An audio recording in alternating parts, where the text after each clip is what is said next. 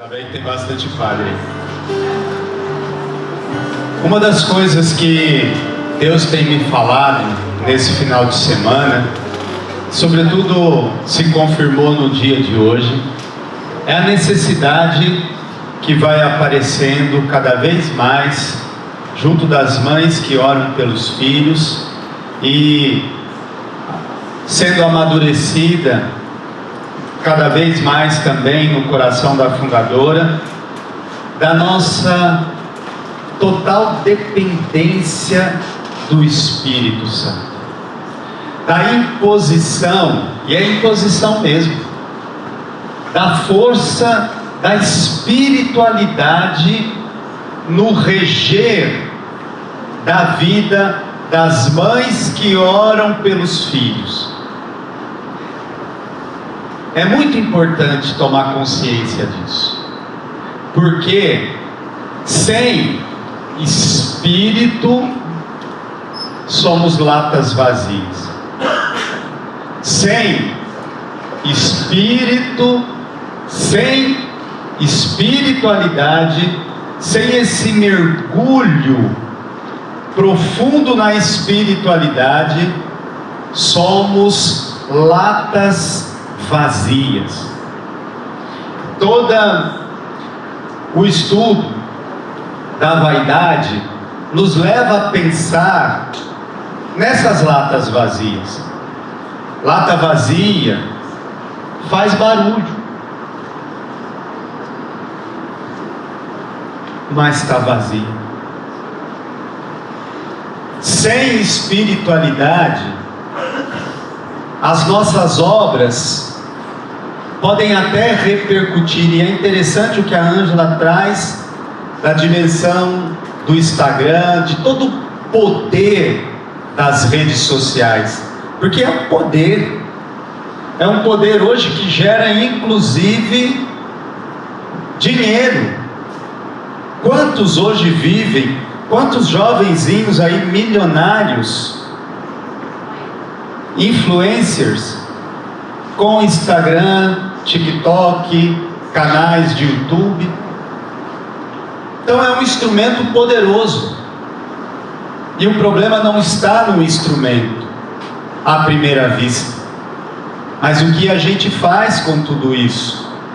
Mas a preocupação em relação ao movimento das mães que oram pelos filhos vai na direção da importância da espiritualidade, porque, como diz o fundador dos Padres do Sagrado Coração de Jesus, e eu tenho isso como sabe quando você pega algumas coisas que você precisa trazer para a consciência, lembrada pelo Padre Donizete, para não sair do foco, para não perder o rumo, para não cair naquela dimensão de pecado que lembrava o Zé Alexandre hoje de manhã, que pecado é perder a finalidade. A raiz de pecado, lembra isso, errar o alvo. O flecheiro, né, que atira em direção ao alvo. Pecar é errar o alvo.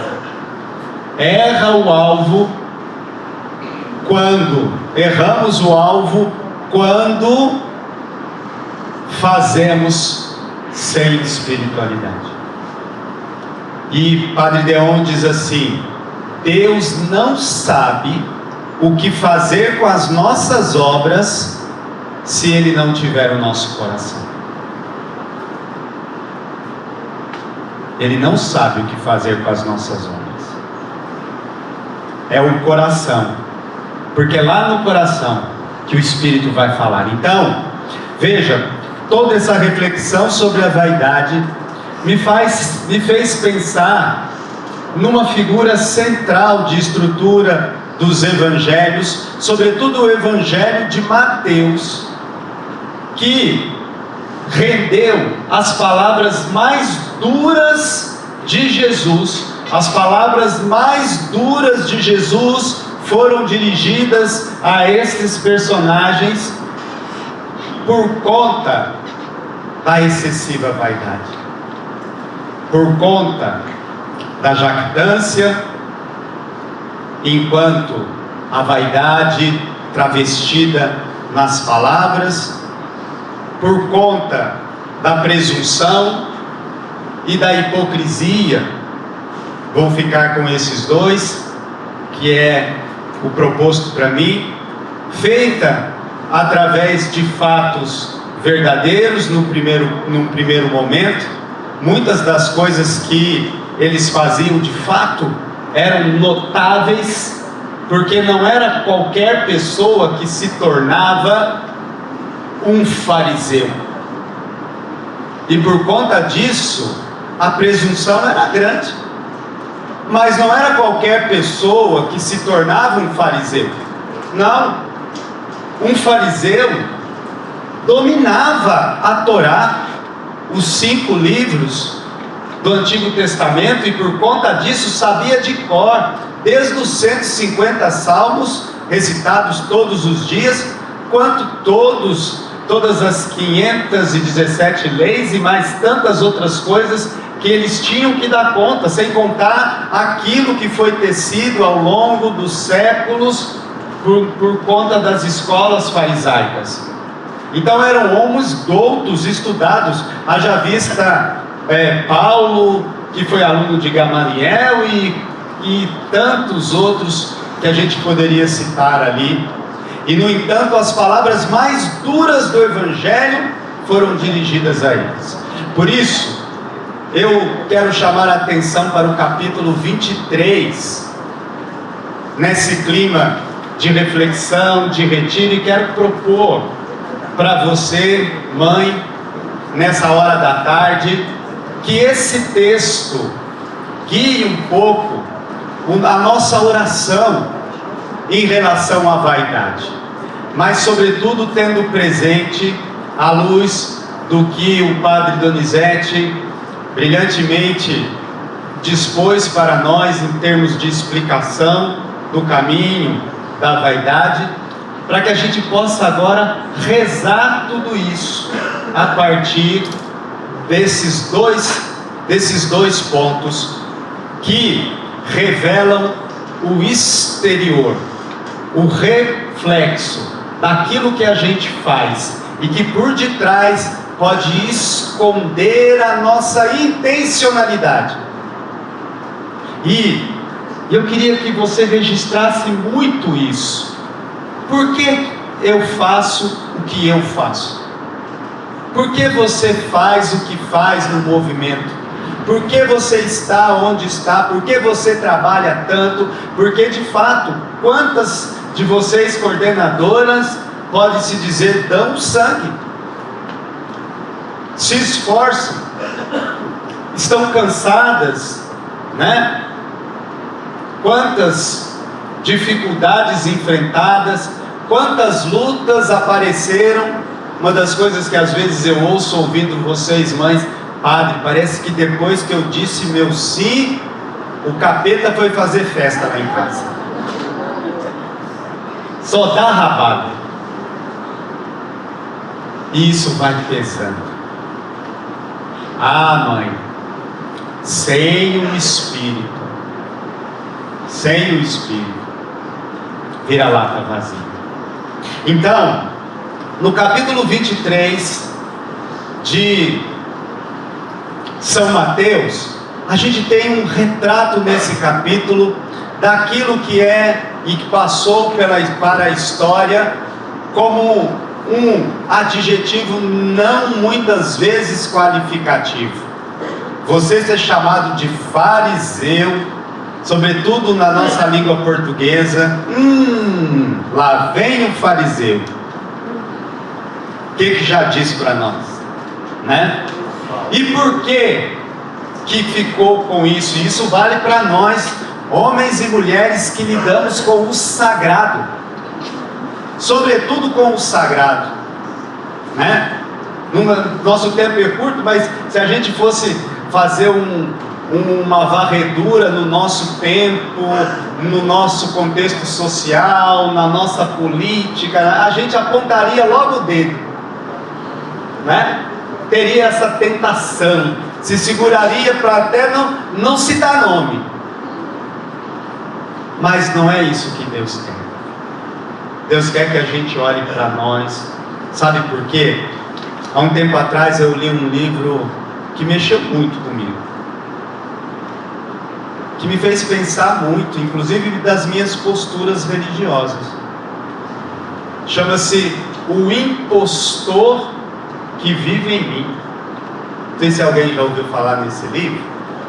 O Impostor que Vive em Mim. Que, já te digo, já te digo, Timothy.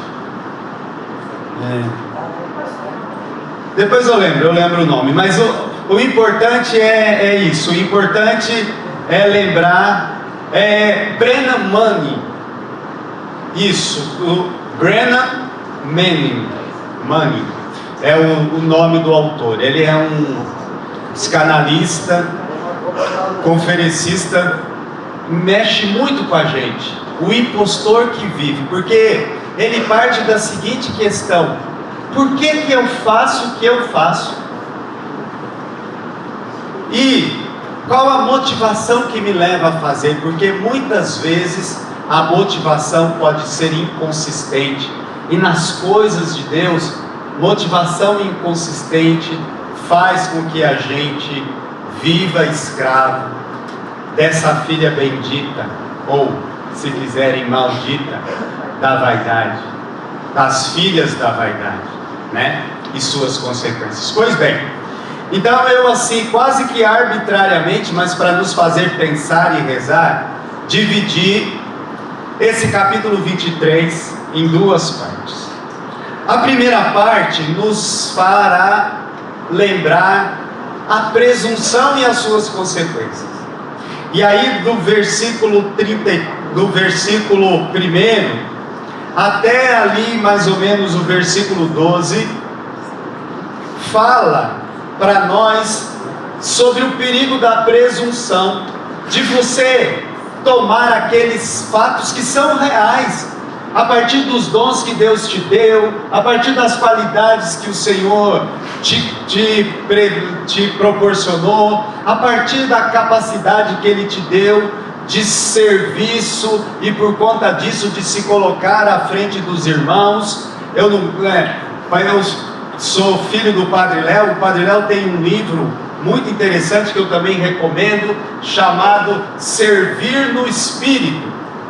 E o Padre Léo faz uma crítica por causa desse livro. O Padre Léo ficou anos sem poder pregar na renovação carismática, porque ele faz uma crítica quando a renovação carismática fez uma reforma no primeiro tempo da renovação e colocou no lugar a palavra líderes, e passou a se denominar líder disso, líder daquilo outro. E o Padre Léo não gostou muito da mudança, porque ele lembrou que na Sagrada Escritura a única vez que aparece a palavra líder é para criticar, para Deus criticando. No restante, a palavra que mais pesa para quem está na lida das coisas de Deus é servo. Então ele trabalha essa diferença entre um líder e um servo, que nas coisas de Deus deve antes de tudo prevalecer a máxima do serviço, o líder servidor, se quiserem. Mas então teve um tempo, ficou muito na moda, né, de trabalhar a questão da liderança. Importou-se isso a partir das empresas e trouxe para o meio religioso. Não, servo. Por quê? Porque o servo se coloca à disposição do seu Senhor. Então esse primeiro capítulo, que não dá tempo da gente ler tudo, e eu quero colocar como um trabalho para você nessa tarde de oração, para que você possa depois retomar na adoração.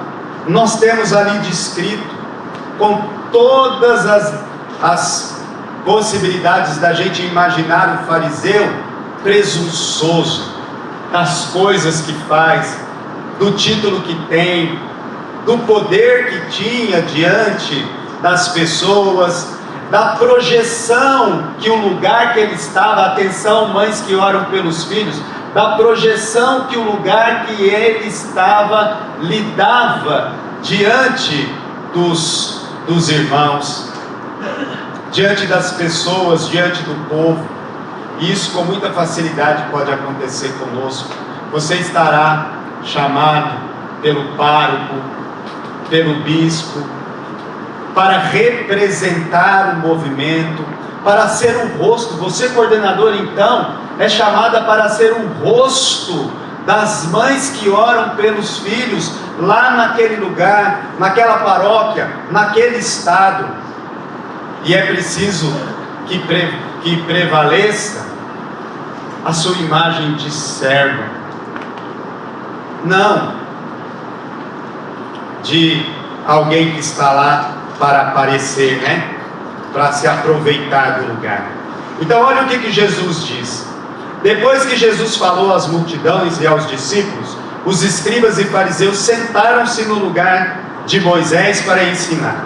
Portanto, tudo o que eles vos disserem de Jesus, fazei e observai, mas não imiteis as suas ações. Sabe por quê? Porque eles falam, mas não fazem. Amarram fardos pesados e insuportáveis e colocam nos ombros dos outros, mas eles mesmos não querem movê-los nem sequer com o dedo. Fazem todas as suas ações só para serem vistos pelos outros, para se mostrarem, mas eles mesmos não querem mover nem sequer com um dedo. Usam faixas bem largas, com trechos da lei, se enfeitam com mantos de franjas bem longas, gostam dos primeiros lugares, dos lugares de honra, nos banquetes, nos primeiros assentos nas sinagogas, de serem cumprimentados nas praças, nos lugares públicos, de serem chamados de mestres, né? De rabi. Quanto a vós, não façais chamar de rabi, de mestre, pois só um é o vosso mestre, e todos vós sois irmãos. Olha o que quebra a vaidade. Lembra que o padre Donizete lembrou isso? Todos irmãos, todos servos, todos servas. Não chameis a ninguém na terra de pai, porque um só é vosso Pai, aquele que está nos céus. Ou seja, e aqui não é dessa paternidade que a gente está acostumado, mas essa tentação de se colocar no lugar daquele que realmente é, que é Deus. E o vaidoso, o presunçoso se enche, e às vezes de forma inconsciente, como um impostor que ocupa um lugar que não é seu, está lá. Não deixeis que vos chame de guia, pois um só é vosso guia, Cristo. Em outras palavras, a lembrança de São João Batista, né? Eis o Cordeiro de Deus, é Ele que vocês devem seguir. A atitude de João Batista, que ele cresça e eu diminua, setas. Uma mãe que ora é uma seta que aponta para Cristo. Quem se exaltar será humilhado, e quem se humilha será exaltado. Olha a lógica de Deus, olha a lógica que quebra a presunção, que destrói o esquema das vaidades. A mesma coisa acontece com a hipocrisia. Os demais versículos que estão expressos no 7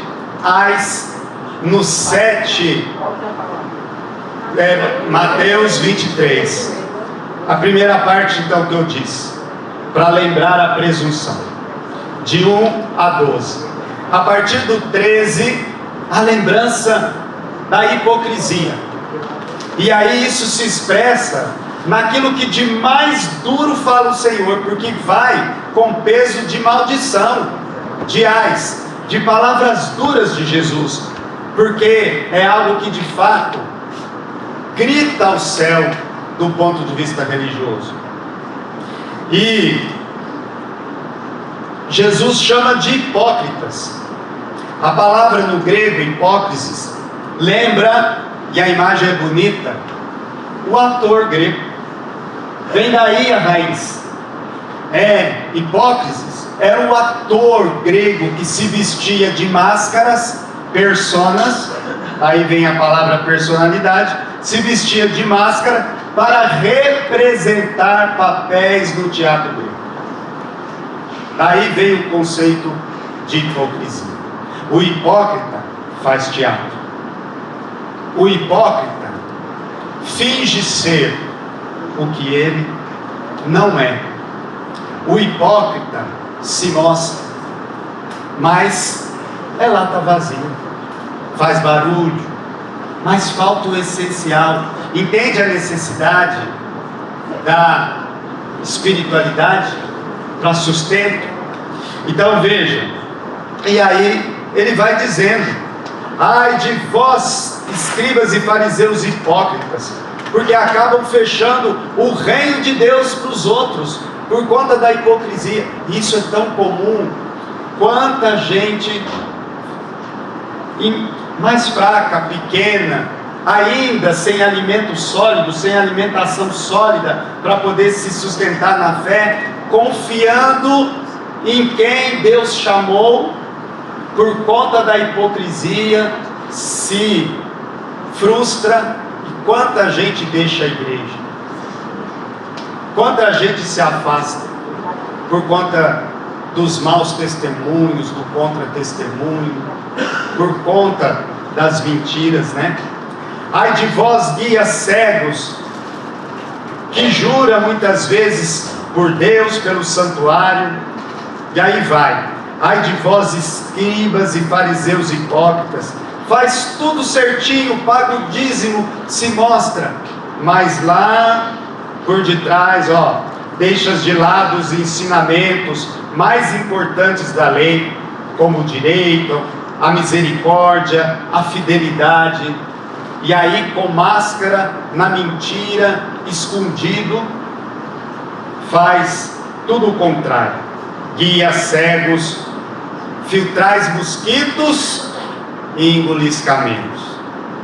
Ai de vós, escribas, fariseus, limpais o copo, para mostrar, faz tudo direitinho, mas quando vira as costas, a necessidade da coerência. Quantas vezes Jesus foi elogiado porque a autoridade dele, a presença dele era fruto do quê? Era fruto da coerência. Rezar, o tema da hipocrisia, nos convida a buscar a coerência.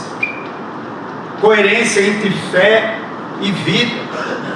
Coerência entre aquilo que você diz que optou, que foi a espiritualidade, e o que concerne o movimento, com tudo aquilo que significa, porque você abraçou livremente. Livremente você abraçou. Então, a coerência com aquilo que você abraçou.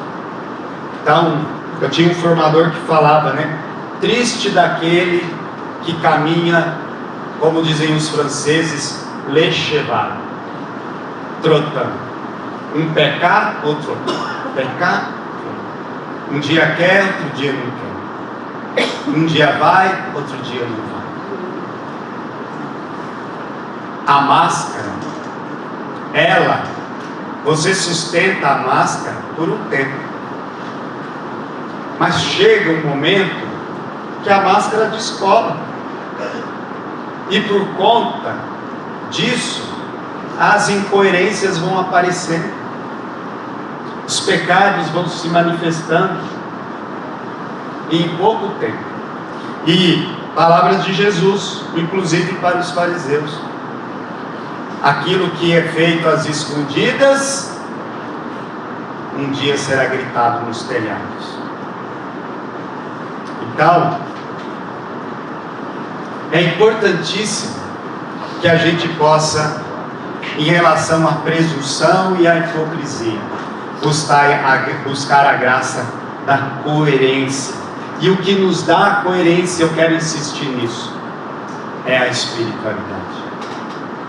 Eu tenho muito medo, muita preocupação, que a gente corra o risco farisaico de ficar com o exterior e fazer do exterior uma camisa de força.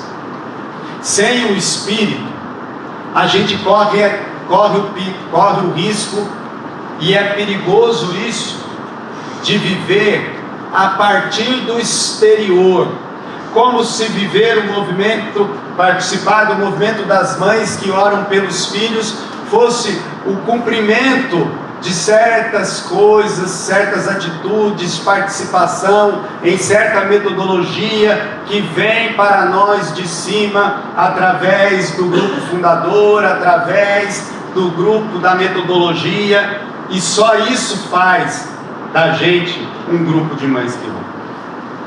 Não. Você não é uma lata vazia. O seu grupo não é uma lata vazia. O seu grupo sabe por que faz. Você, coordenadora, sabe por que faz. Você não assumiu uma máscara. Você se deixou conduzir pelo Espírito e livremente aderiu. Então, feche os seus olhos um minuto.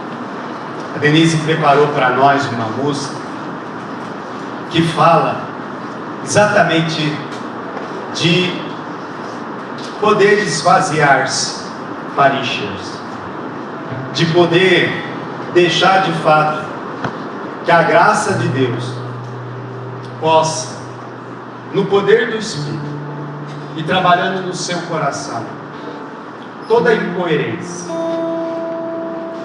toda presunção, para que essa justa medida, lembrada pelo Padre Donizete, esteja presente nas suas escolhas. Peça ao Senhor a graça de que toda manifestação farisaica seja mandada embora, em nome de Jesus.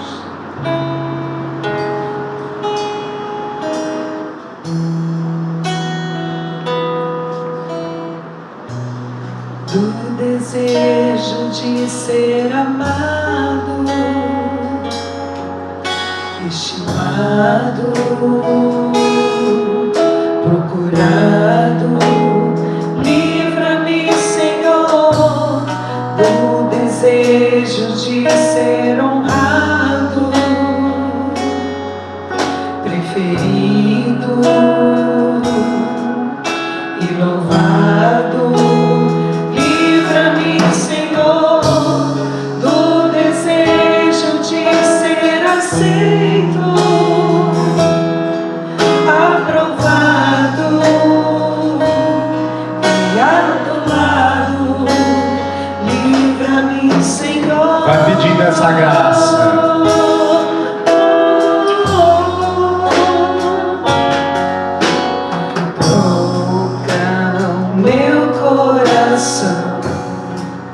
Orgulhoso e ferido pelo teu coração, Jesus, manso e humilde, que diminua até desaparecer, que cresça a tua graça que reina em mim. Jesus, reina em mim. Jesus, reina em mim. Jesus, reina em mim.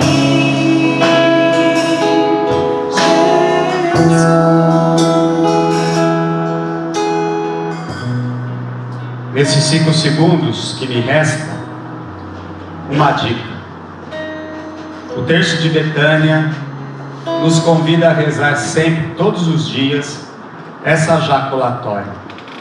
Jesus, manso e humilde de coração, fazei o nosso coração semelhante ao vosso. esse é o segredo para quebrar todo e qualquer farisaísmo. Um coração semelhante ao de Jesus. Peçamos essa graça.